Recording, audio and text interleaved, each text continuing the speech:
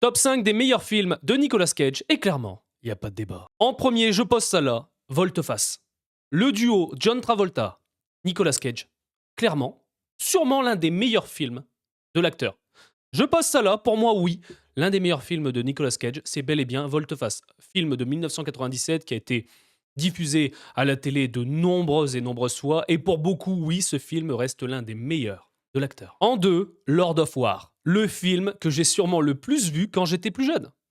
Jared Leto, on a un très très bon casting, on a également de mémoire Ethan Hawke, un film de 2005, un marchand d'armes. Clairement, Nicolas Cage, la prestance qu'il a dans ce film, il y a tellement de scènes qui sont cultes dans celui-ci que je me souviens, tellement c'était marquant hein, à l'époque, hein, 2005. J'avais du coup 11 ans.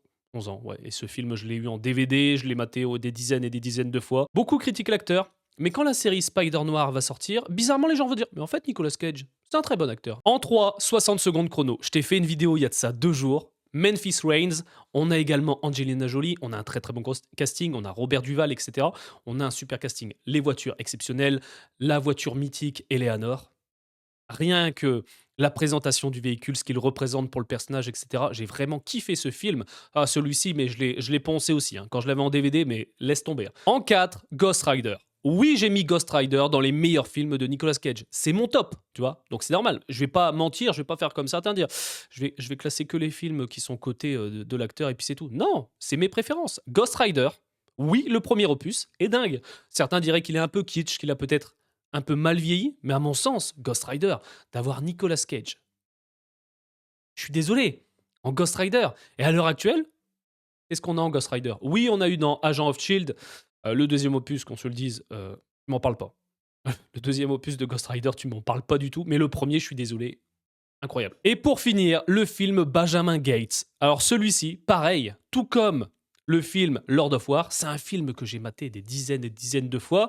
Là, l'acteur en aventurier, le casting était dingue, les 2 premiers opus sont vraiment incroyables aussi. J'avoue que je préfère largement le premier. On aimerait tous également avoir un troisième opus.